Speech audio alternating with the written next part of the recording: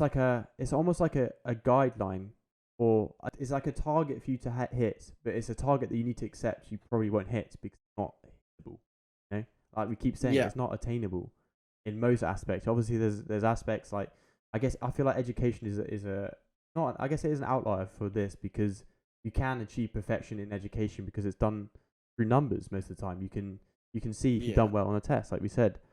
But in other aspects of life, like wealth, health, um, you know, even like I'm the perfect friend. Like, what does that mean? You know, like there's, like I said, it almost relates back to like Sims again, where if you're playing Sims and you can see, how well your Sims doing in terms of like friendship or relationships with different Sims. Their happiness level. Like we can't measure our happiness. How can our happiness be perfect? You can feel like it is, but it's so.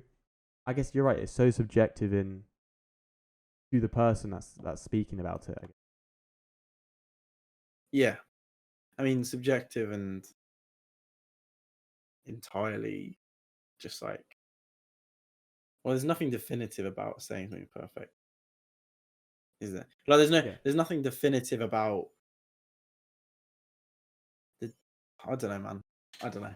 I No, don't know it's where fine. I'm going with that. Well, I just want to read out the definition of perfection here, and Ah, on Google, without um, flaw. yeah, it's like the action or process of improving something until it is faultless or without flaws.